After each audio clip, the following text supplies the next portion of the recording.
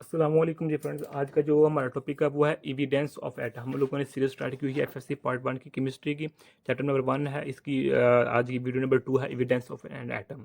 Okay, तो आइए start करते हैं। बिस्मिल्लाहिर्रहमानिर्रहीम सल्लल्लाहु अला मुहम्मद सल्लल्लाहु अलैहि व आलिहि वसल्लम। सबसे पहले देखें इंट्रोडक्शन ऑफ एटम में हम इसका जो काफ़ी पोर्शन कर चुके थे एटम का। ओके, अब हम सिर्फ एविडेंस ऑफ एटम पर बात करने की कोशिश करते हैं। तो देखें एविडेंस में क्या जाता है। It is not possible actually to see the atoms but the nearest possibility to its direct evidence by using an electron microscope. अब इसका मतलब क्या है। अच्छा, ये भी स्टडी कर लेते हैं। Limitation of optical microscope. A clear and accurate image of an object that is smaller than wavelength of visible light can not be obtained by optical microscope. Thus ordinary optical microscope can measure the size of an object up to or above 500 nanometer, and 1 nanometer is equal to 1 into -9 nanometer, sorry metre. अब सबसे पहले देखें, last video में हम इस पर बात कर चुके थे कि अगर हम एक दुनिया में जितने भी मैटर हैं, मैटर में इंसान आ जाता है, जानवर आ जाते हैं, पौधे आ सकते हैं, तमाम चीज़ें आ सकती हैं। ओके, तो मैटर को जब हम डिवाइड करते जाते हैं तो एक ऐसा टाइम आता है कि उस मैटर को हम मज़ीद डिवाइड नहीं कर सकते। तो उस टाइम पर जो मैटर होती है उसको, मैटर का हिस्सा होता है, पीस ऑफ मैटर होती है, उसको हम एटम का नाम देते हैं।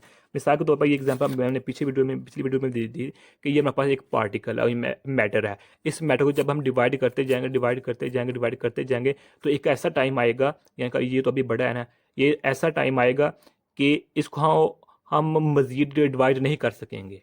ये डिवाइड हो सकता है, लेकिन मैं एग्जांपल के तौर पर कह रहा हूँ कि एक ऐसा टाइम आएगा इसको हम मज़ीद डिवाइड नहीं कर सकते। तो ऐसे टाइम पर ऐसे पार्टिकल को, ऐसे पीस ऑफ मैटर को हम एटम नाम देते हैं। ओके, तो ऐसा टाइम जहां पार्टिकल को मज़ीद फर्दर डिवाइड नहीं कर सकते, उस टाइम पर जो पार्टिकल होता है उसको हम एटम का नाम देते हैं। और जो वो एटम होता है वो हम उस एटम को आम आंख से नज़र नहीं देख सकते, ह्यूमन आई से नहीं देख सकते। ओके, तो इसलिए हम एविडेंस में क्या करते हैं कि एविडेंस में यानी कि जो हमारे पास हम आम तौर पर माइक्रोस्कोप यूज़ करते हैं वो हमारे पास ऑप्टिकल माइक्रोस्कोप होती है। ऑप्टिकल माइक्रोस्कोप में हम ऑर्डिनरी माइक्रोस्कोप भी कहते हैं।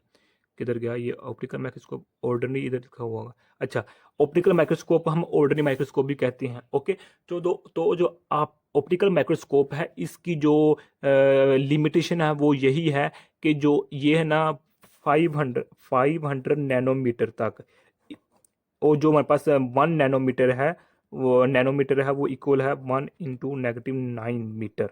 यानी कि जो हमारे पास ऑप्टिकल यानी कि जो हमारे पास सिंपल माइक्रोस्कोप है, मैक्रो जिसको हम मैक्रो माइक्रोस्कोप कहते हैं, वो 500 नैनोमीटर इतनी यानी कि छोटी चीज़ को दिखा सकता है। किसको यूज़ करते हुए? विजिबल लाइट को यूज़ करते हुए। यानी कि ऑप्टिकल माइक्रोस्कोप विजिबल लाइट की वेवलेंथ को यूज़ करते हुए 500 नैनोमीटर जैसे ब्रीक यानी कि जो ऑब्जेक्ट उसको नज़र दिखा सकता है। ओके, लेकिन ये अभी तक ऑप्टिकल माइक्रोस्कोप एटम को नहीं दिखा सकता, क्योंकि एटम उससे भी बारीक होता है जो कि हमें नज़र नहीं आता। इसलिए ऑप्टिकल माइक्रोस्कोप इधर आकर फेल हो जाता है। अगरचे ऑप्टिकल माइक्रोस्कोप बहुत अच्छा काम करता है, या कितने बहुत बारीक, बहुत छोटे साइज़ के पार्टिकल को हमें दिखा सकता है, लेकिन इससे भी छोटा साइज़ का हमारे पास एटम का साइज़ होता है, जो कि हमारे पास ऑप्टिकल माइक्रोस्कोप के ज़रिए हम यानी कि देख नहीं सकते। और ऑप्टिकल माइक्रोस्कोप में क्या यूज़ होता है? विजिबल लाइट की वेवलेंथ यूज़ होती है। तो इसके लिए हम इलेक्ट्रॉन माइक्रोस्कोप, ऑप्टिकल माइक्रोस्कोप की जगह हम इलेक्ट्रॉन माइक्रोस्कोप यूज़ करते हैं, जिसकी वजह से हम एटम का साइज बआसानी, एटम का इमेज बआसानी दे सकते हैं। अब हम देखते हैं कि यूज़ ऑफ इलेक्ट्रॉन माइक्रोस्कोप का यूज़ क्या है। तो the objects of the size of an atom can be observe in an electron microscope. यानी कि एटम का जो साइज है वो हम सिर्फ इलेक्ट्रॉन माइक्रोस्कोप की मदद से ही देख सकते हैं या मेजर कर सकते हैं। It uses beam of electron instead of visible light. पीछे मैंने बताया था कि जो मेरे पास ऑप्टिकल माइक्रोस्कोप था वो क्या यूज़ करती थी? विजिबल लाइट की जो वेवलेंथ वो यूज़ कर, लेकिन इलेक्ट्रॉन माइक्रोस्कोप क्या यूज़ करता है? इलेक्ट्रॉन माइक्रोस्कोप यूज़ करता है इलेक्ट्रॉन्स की बीम, यानी कि इलेक्ट्रॉन्स हैं उनकी एक बीम लाइन कतार होती है, उसको यूज़ करता है। Okay, because wavelength of electron is much shorter than then that of visible light. वो इसलिए कि जो इलेक्ट्रॉन माइक्रोस्कोप में हम यूज़ कर रहे होते हैं किसकी, इलेक्ट्रॉन की बीम, इलेक्ट्रॉन बीम, इलेक्ट्रॉन की जो हम बीम यूज़ कर रहे होते हैं, इसकी जो वेवलेंथ होती है वो विजिबल लाइट की वेवलेंथ से कम होती है।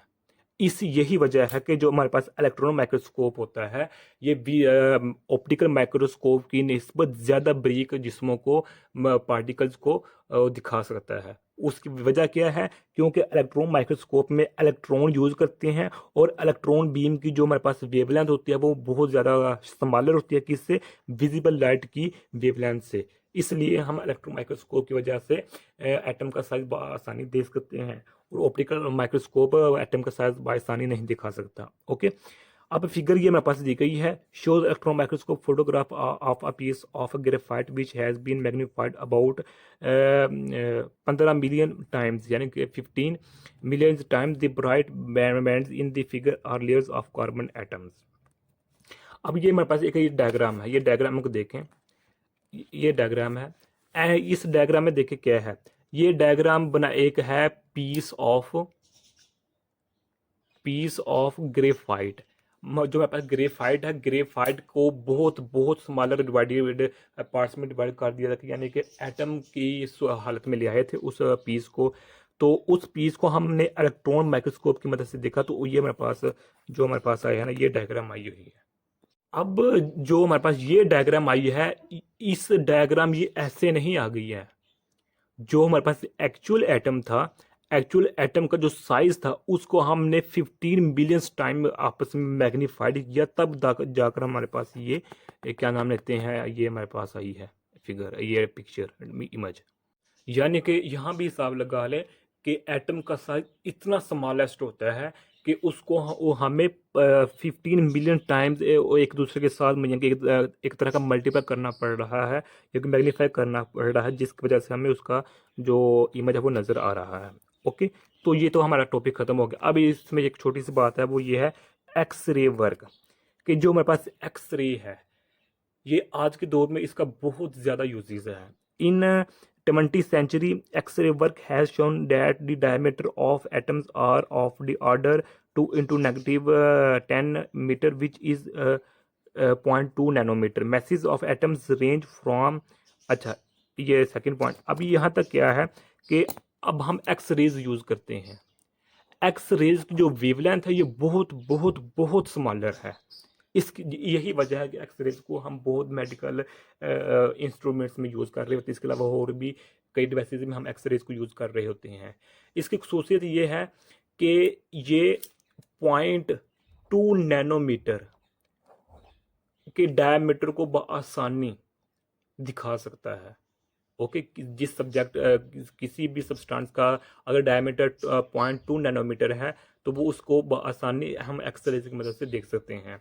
और इसकी सेकंड बात यह है कि masses of atoms range from negative 27 to negative 28 kilogram, यानी कि जो मेरे पास एटम्स होते हैं इनका जो हमारे पास मैस होता है उसको हम मेजर करते हैं किलोग्राम में, लेकिन इसका जो ऐसा यूनिट है वो हमारे पास AMU है, एटॉमिक मैस यूनिट है। ओके, अगर किलोग्राम में बात करें तो वो हमारे पास ये है, किलोग्राम से नेगेटिव इंटू 25 किलोग्राम, यानी कि इस रेंज में एटम का साइज एग्जिस्ट करता है। ओके, तो अगर इसको हम AMU में एक्सप्रेस करना चाहें तो एक जो मेरे पास AMU होता है, एटॉमिक मैस यूनिट होता है, वो हमारे पास ये होता है, ये वैल्यू लिखी हुई है। ओके, ये नेगेटिव 27 किलोग्राम है। ओके, तो amazingly small size of an atom is evident from the fact that a full stop may have 2 million atom present, यानी कि अब एक हैरत की बात है क्या है कि अगर मैं इधर फुल स्टॉप लगा रहा हूँ, ये फुल स्टॉप है, इस फुल स्टॉप के अंदर कितने हैं ये देखिए लिखा हुआ है 2 मिलियन एटम इस फुल स्टॉप के अंदर मौजूद हैं। तो इससे आप अंदाज़ा ये लगा लें कि एटम कितना छोटे स्मॉलेस्ट साइज का होता है।